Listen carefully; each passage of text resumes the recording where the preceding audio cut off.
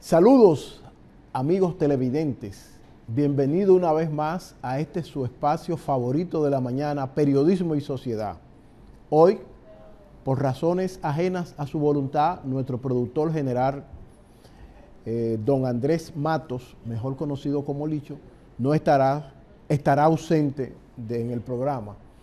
Pero un servidor, Eli Heiliger, para darle continuidad a este espacio. Para hoy contamos con una parrilla muy importante como es el segmento de salud a cargo del doctor Francisco Polanco. Pero antes quiero hacer algunos breves comentarios y la noticia sin lugar a duda más destacada en el día de hoy, no solamente aquí en República Dominicana, sino en todo el mundo, es el fallecimiento del Santo Padre, el Papa Jorge Mario Bergoglio, el primer Papa latinoamericano, quien, como todos sabemos, en las últimas semanas había estado padeciendo de algún tipo de enfermedad pulmonar. Esa fue una de las causas de su fallecimiento. Y ayer nos sorprendió la noticia de su fallecimiento. El Santo Padre, que participó en la misa de resurrección pascual, como le llaman los católicos, de Roma para el mundo, parece que horas después o minutos después de su último acto, que constituyó una despedida en donde el Santo Padre criticó la carrera armamentista que se ha desatado últimamente. El Papa Francisco es un hombre historia, que va a ser historia y se va a hablar de durante muchos años de su papado. Fue un hombre que prácticamente, como dicen los expertos en cuestiones eclesiales, revolucionó la Iglesia Católica. Primero, por su postura humilde. Se recuerda que el Santo Padre, cuando fue entronizado, juramentado como Papa, se presentó con una sotana simple, sin los ornamentos, sin los oropeles que tiene el cargo paspal. Y el Padre sorprendió al mundo cuando le dijo: oren por mí y reclamo la presencia del Señor para dirigir este paspado. El Santo Padre nació en Argentina, de familia inmigrante procedente de Italia. Ingresó a principios de la década del 60 en la orden de los sacerdotes jesuitas, y en Argentina desarrolló inició su carrera religiosa, su carrera sacerdotal, hasta llegar al puesto más alto, como es el Papa, como lo es el papado en Roma. Esta es una noticia que ha conmovido a todo el mundo, no solamente a los católicos, sino a las personas de otras religiones, porque el Papa, con su estilo característico de humildad, se había ganado el apoyo, la simpatía de millones y millones de seres humanos, no solamente que pertenecían a la órbita, a la religión católica, sino a todo el mundo, por ese estilo tan sencillo que él tenía. Por ejemplo, frente a es un Papa que va a ver que inició este proceso, vamos a llamarlo así, si se puede llamar así, de limpieza de limpieza de la iglesia, de sacerdotes que habían sido acusados de violaciones de niños, de pederastia, etcétera, etcétera. Eso fue un proceso que ojalá que lo continúe el sucesor del Santo Padre, porque eso ha contribuido mucho a renovar la fe católica en muchos países y en muchas regiones del país. Siempre como ocurre un hecho de esta naturaleza, fuerte diríamos, este tema desplaza de la opinión pública a otros temas que ya venían tratándose. Por ejemplo, el tema de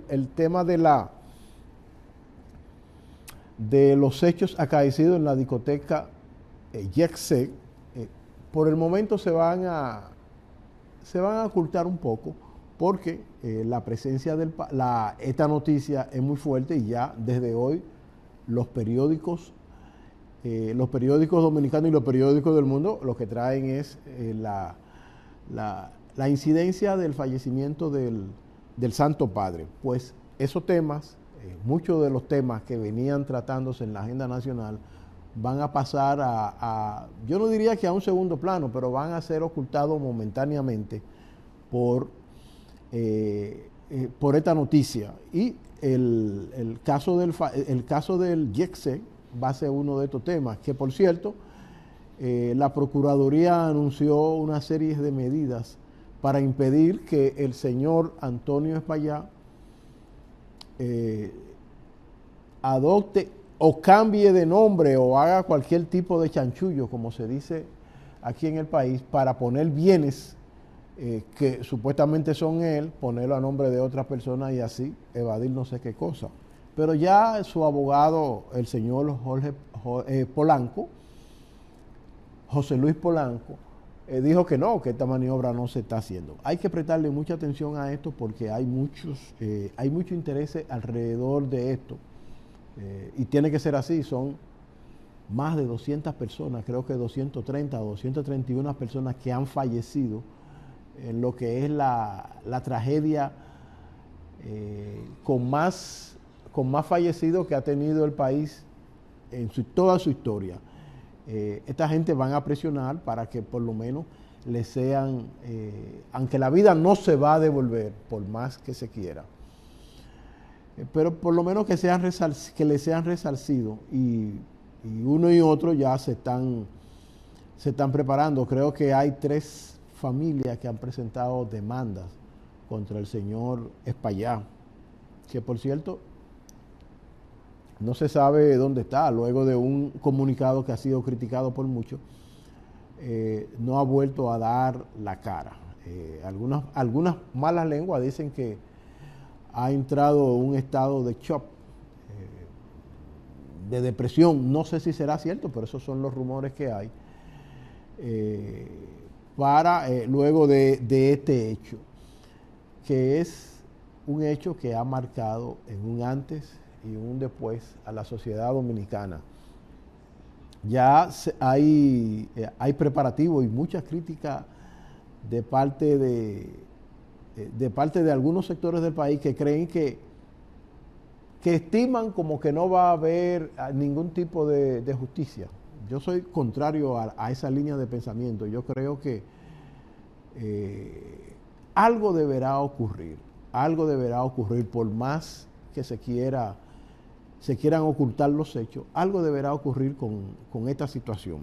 Mire, hay una noticia que queremos, antes de pasar con la entrevista con el doctor Francisco Polanco. Esta Semana Santa, diversos sacerdotes de la Iglesia Católica pronunciaron el famoso sermón de las 7 palabras, que es muy seguido por miles de personas, sobre todo a miles de personas que esperan siempre un sermón de las 7 palabras que pronunció hace muchos años, durante el periodo de gobierno del doctor Joaquín Balaguer, el padre Vicente Rubio, en donde emitió una serie de críticas de parte de la Iglesia hacia el régimen de entonces. Pues el Viernes Santo, este Viernes Santo pasado, 7 sacerdotes de diversas parroquias, por lo menos 5 de diversas parroquias y dos mujeres, una señora de la hermana Carmelita, Cardenal Sancha, y otra que no recuerdo cuál era su parroquia, pero sí procedía de la barriada de Villa Duarte, emitieron duras críticas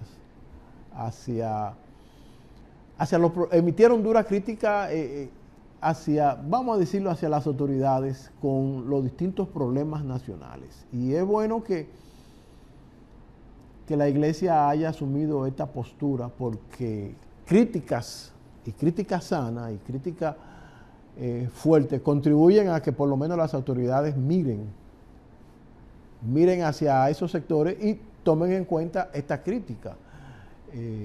¿Por qué es necesaria? La crítica es necesaria porque le hace levantar los pies a nuestras autoridades, que de una u otra forma creen que caminan sola, y es necesario que alguien le señale los males. Alguien con mucha propiedad, porque los partidos políticos de oposición a veces hacen señalamientos críticos, pero todos sabemos lo que son los partidos.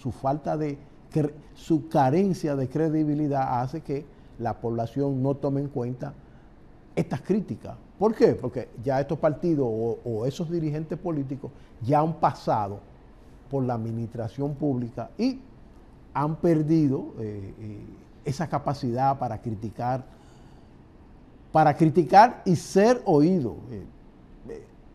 Lo que la gente dice cuando oye a estos políticos tradicionales es: escuchen más de lo mismo. Luego que pasaron tantos años en el poder, no hicieron nada y ahora quieren hacer esto. Después de los curas hay algunas voces, no podemos negarlo, hay algunas voces dentro de la sociedad dominicana que sí tienen el poder, la fortaleza de hacer crítica loable, pero a veces estos sectores, como son algunos sectores ubicados en el sector democrático, ubicados en el sector de la izquierda y centroizquierda, de políticos que todavía no han llegado al poder y que tienen una visión distinta de la sociedad, emiten críticas también, pero estas críticas regularmente no son con mucha frecuencia y a veces no son tomadas en cuenta. Qué bueno, bienvenido a estas críticas que ha hecho los sacerdotes, la Iglesia Católica, el Obispado de Santo Domingo con los párrocos de distintos barrios, de distintas regiones de la capital, y eso es muy importante. Mire, por último, hay 23 personas fallecidas en el operativo que iniciaron las autoridades, que movilizaron a miles de personas en todo el país y miles y decenas de equipos para impedir que durante el periodo de la Semana Santa, que va desde el jueves hasta el domingo, murieran personas, ocurrieran hechos que contribuyeran a empañar, a llevar luto a la familia dominicana. Bueno, pues hasta ayer la cifra de fallecidos en el operativo iniciado desde el jueves pasado asciende a 23 personas. Yo creo, alguna gente dicen que es bajo, que es alto. Yo creo que no debió de morir absolutamente nadie. Que la mesura debió de imponerse. Y nos duele que estas 23 personas hayan fallecido, porque son 23 familias que quedan huérfanos, que pierden un padre, pierden un esposo, se pierde todo. Entonces, la vida es muy corta para usted perderla en un accidente de tránsito en las carreteras del país por no observar las leyes, las normativas que regulan el tránsito en el país. Con esta palabra vamos a hacer una breve pausa para luego venir con el doctor Francisco Polanco, quien tiene un importante tema de salud con el cual así que le pedimos que no se movilicen de sus asientos para que escuchen las orientaciones del doctor Francisco Polanco. Hacemos una pausa y retornamos en breve. Gracias, amigos televidentes, por continuar en sintonía con este espacio Periodismo y Sociedad. Tal y como habíamos prometido en el segmento anterior, contamos con nuestra interesante sección de salud a cargo del doctor Alfredo Polanco. En el segmento anterior le había dicho que le había cambiado el nombre, pero es el doctor Alfredo Polanco. Buenos días, doctor, ¿cómo se siente? ¿Qué hay de nuevo? Bien, ¿Qué tenemos para hoy? saludos. Nos sentimos como la mayoría de la población, lamentando la muerte del Papa Francisco. es algo obligatorio mencionarlo. Y no importa, mi padre, su nombre era Francisco Polanco, o sea que Alfredo Francisco. Bien, vamos a hablar en el día sobre lo que es la medicina preventiva. Siempre hablamos de medicina preventiva, curativa o de rehabilitación. En el día de hoy conversaremos sobre lo que es las consultas preventivas. Todas las personas, independientemente de la edad, del género o sexo, deberían de asistir periódicamente a una consulta, lo que es un chequeo preventivo, que muchas personas piensan que ese chequeo solamente es para enfermos. Usted es diabético y usted tiene que ir cada cierto tiempo a donde su médico diabetólogo. Usted es hipertenso, a donde su cardiólogo o el internista. Usted es asmático, al neumólogo, etcétera, etcétera. Sin embargo, es importante una evaluación periódica de cada persona atendiendo a, como dijimos anteriormente, a la edad, el sexo, a los factores demográficos que existan. Por ejemplo, ustedes vieron cómo en el año 2020, pues muchas personas iban al médico a ponerse, a evaluarse por si tenían COVID, porque había en esa ocasión una pandemia del COVID-19. Entonces, vamos a hablar, por ejemplo, de las personas comunes y corrientes. Periódicamente tengo a pacientes que van por un dolor abdominal, náusea, vómito. Cuando le preguntamos, ¿cuándo fue su última consulta? La respuesta es, no, doctor, yo tenía 8 años que no iba al médico porque yo no me enfermo, yo no sufro de nada. Bueno, pues ese paciente de 40 años que fue por el malestar general tenía quizás un proceso viral activo y esto lo conllevó a que fuera al médico y tenía 8 años sin ir al médico. En esa consulta médica, usted va a ver que no solamente le vamos a preguntar sobre por qué vino, sobre las manifestaciones clínicas que tiene ahora, sino que le vamos a preguntar incluso por antecedentes personales, antecedentes familiares, hábitos tóxicos, etcétera. Posterior a ese interrogatorio, ¿cuál es la actitud del médico? Le va a hacer a ese paciente un examen físico ideal en esa primera consulta, un examen físico completo, donde vamos a tomar la tensión arterial, a ver cómo está su presión, la frecuencia cardíaca, la frecuencia respiratoria, vamos a ver cómo está saturando la oxigenoterapia. Bueno, pues en esa anamnesis o examen físico, que es como le llaman, por ejemplo, ocurre que ese paciente tiene la presión 200/100 milímetros de mercurio. Paciente de 40 años que tenía 8 años que no iba al médico y va por un proceso viral sencillo, pero ya de primera intención se le encontró que la frecuencia, que la tensión arterial estaba alta. Tiene una crisis hipertensiva, pero no tiene ninguna sintomatología.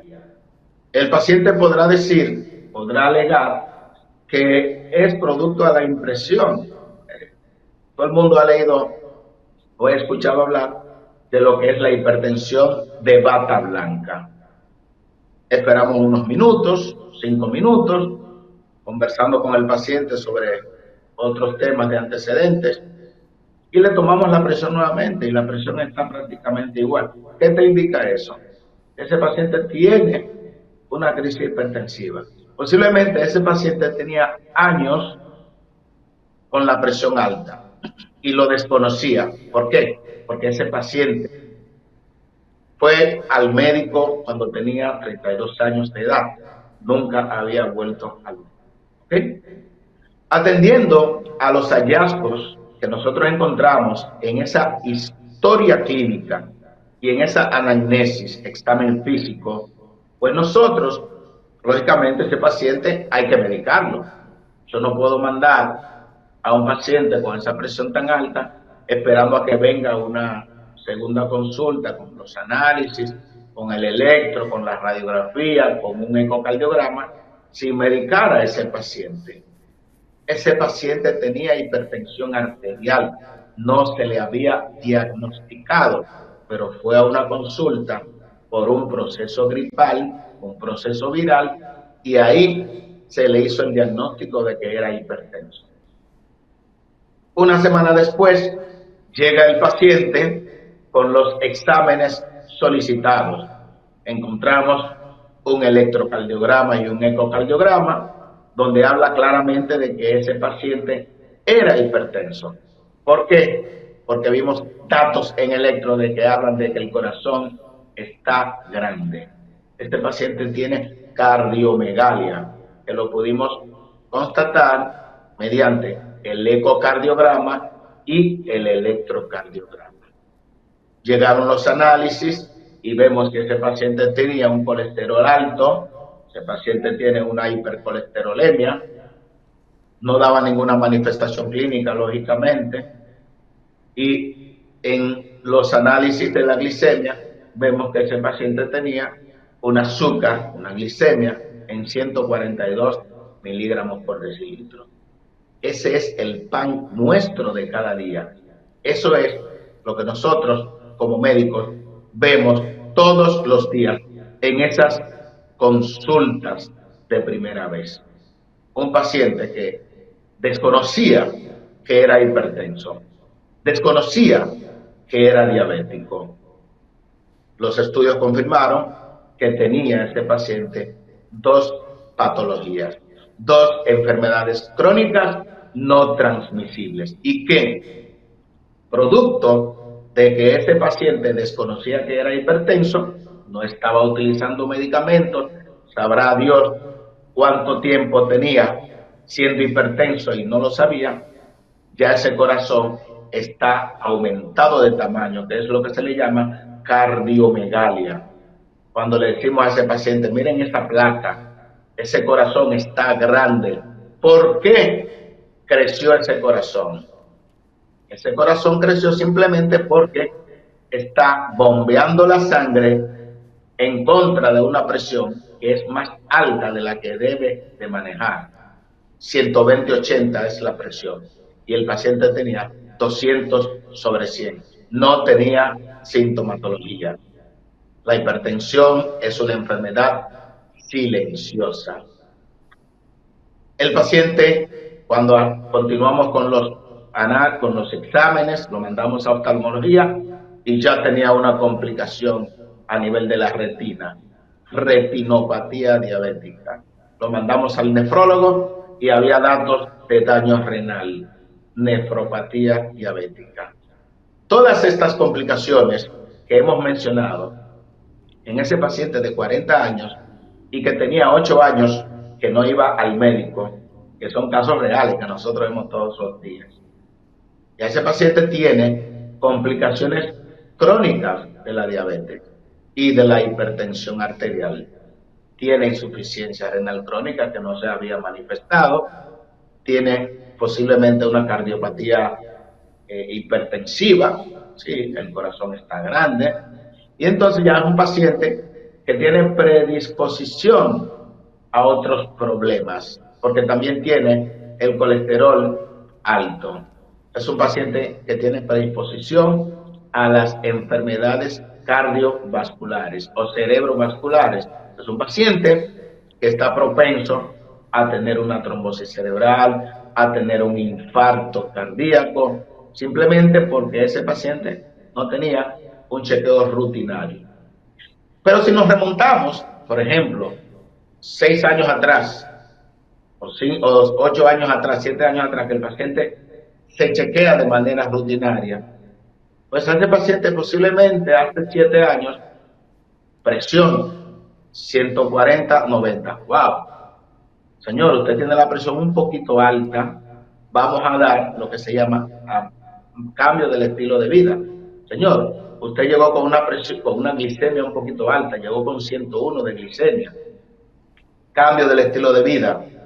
7 años atrás, 8 años atrás, dieta, ejercicio, aumentar lo que es la actividad física y comida sana. Posiblemente ese paciente pudo haber retrasado estas complicaciones de la hipertensión arterial y de la diabetes 10 o 15 años más.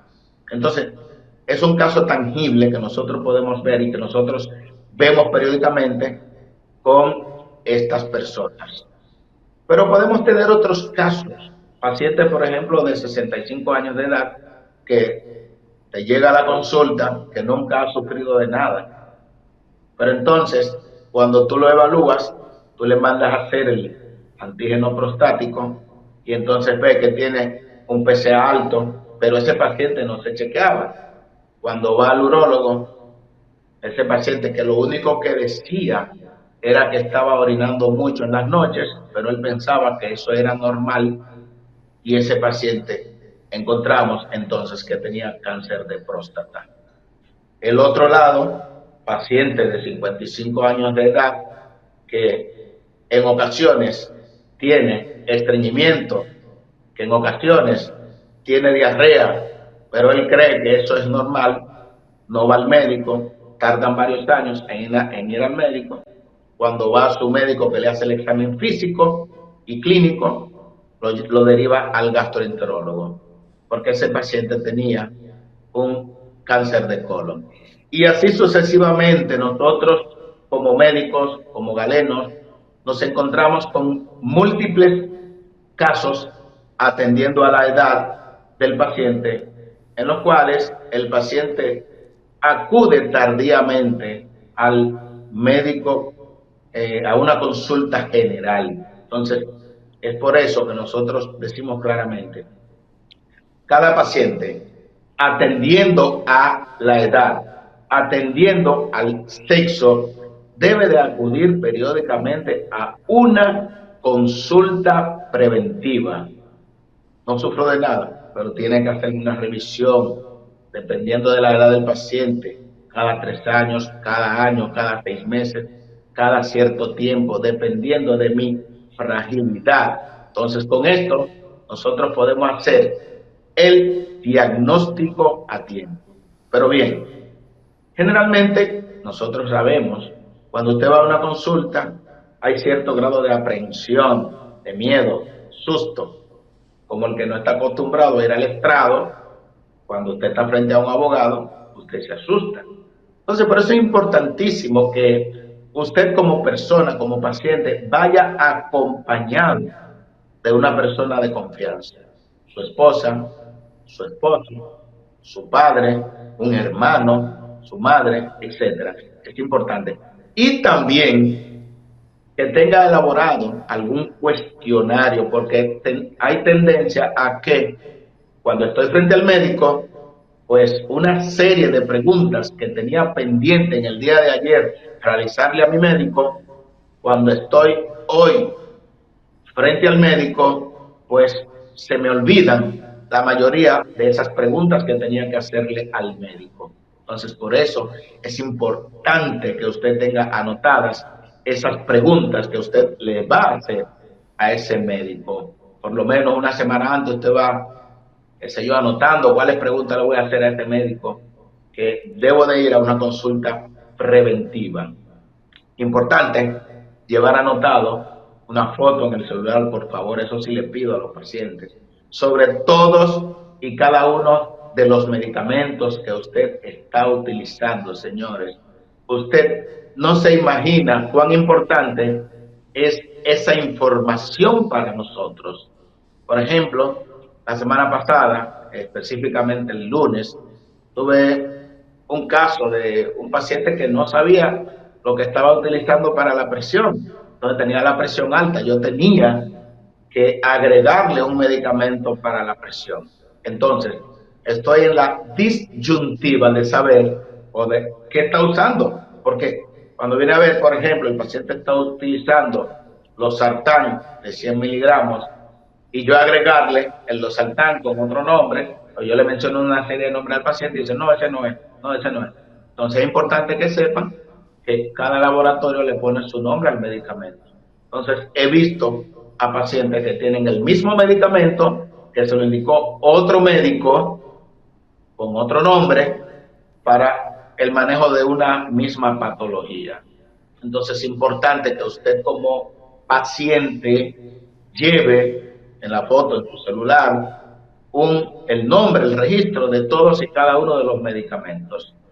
Por ejemplo, nosotros como nefrólogos tenemos que preguntar sobre los medicamentos que está utilizando el paciente, por ejemplo, porque hay muchos medicamentos que son tóxicos para los riñones, otros para el hígado, etcétera. Y que si nosotros vemos que el paciente tiene alguna alteración a nivel de los riñones y suspendemos de inmediato esos medicamentos que posiblemente sean la causa de que el paciente tenga empeoramiento de sus problemas renales, pues nosotros vamos ganando tiempo cuando sabemos qué medicamentos usa el paciente.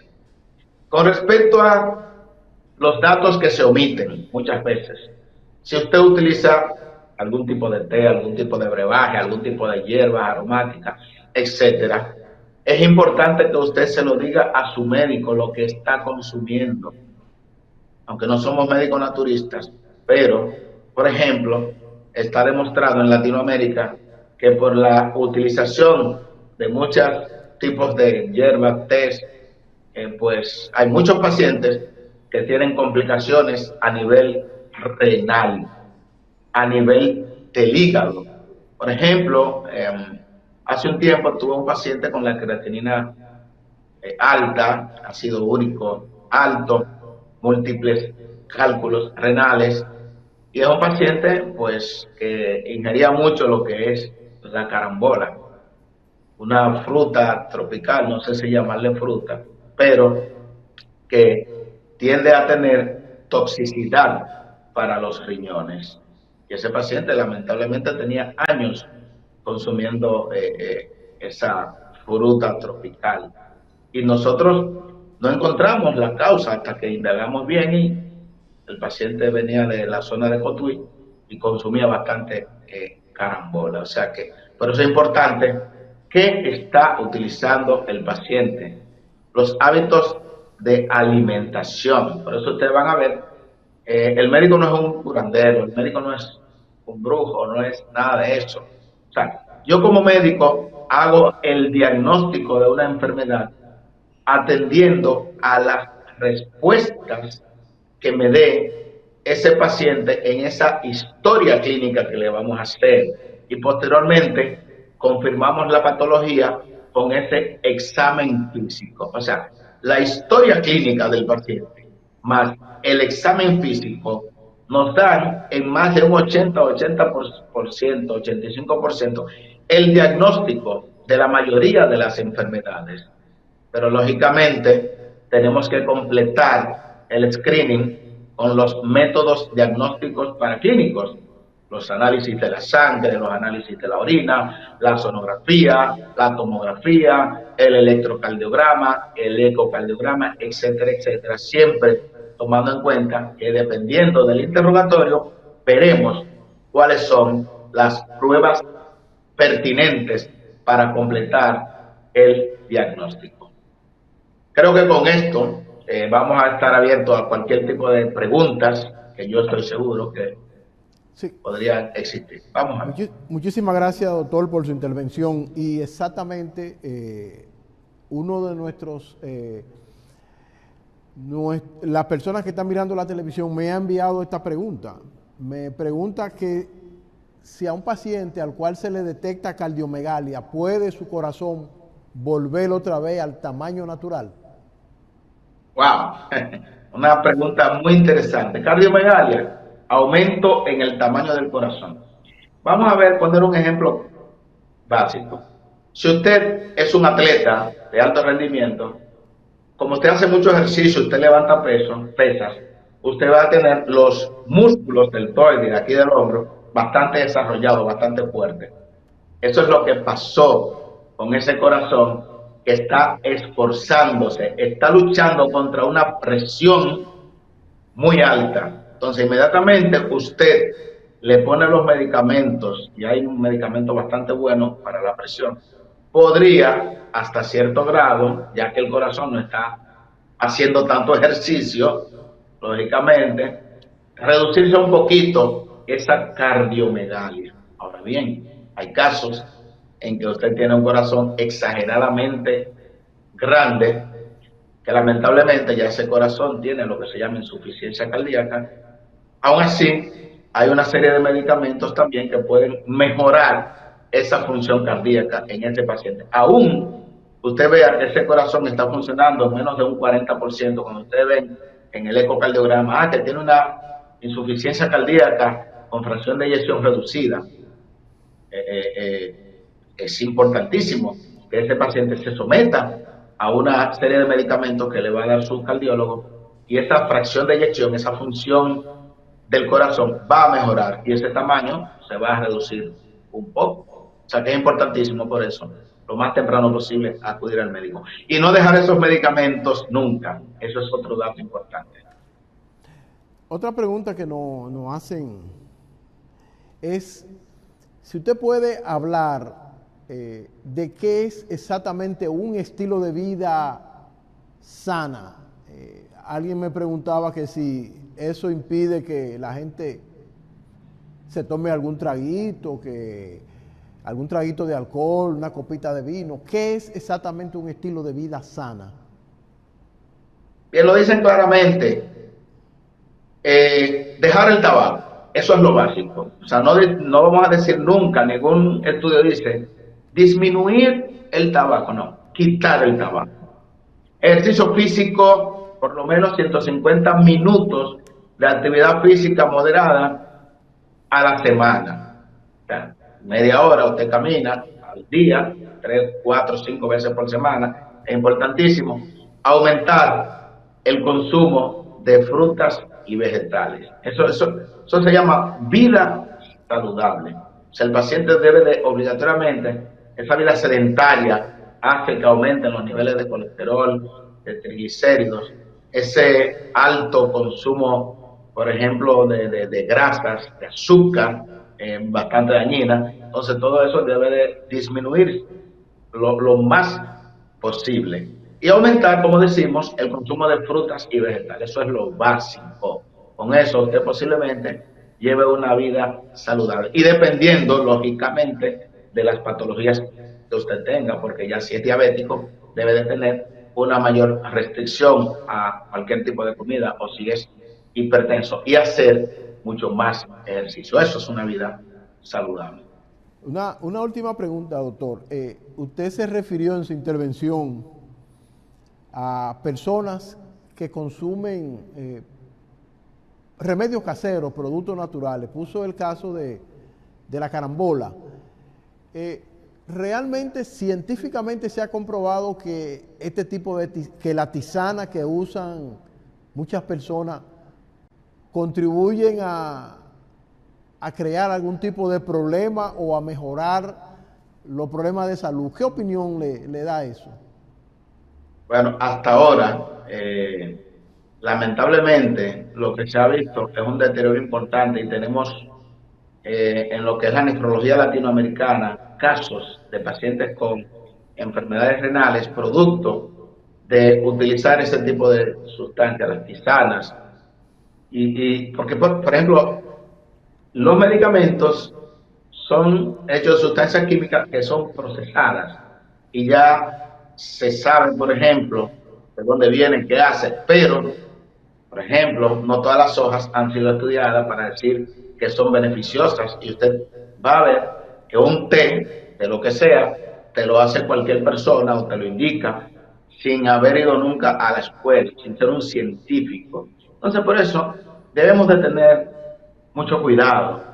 He tenido casos de pacientes que le diagnosticamos enfermedad renal crónica en etapa todavía temprana y se desaparecen de nuestra consulta. Llegan 2 años después, ya deteriorado a tal grado de que tenemos que dializarlo.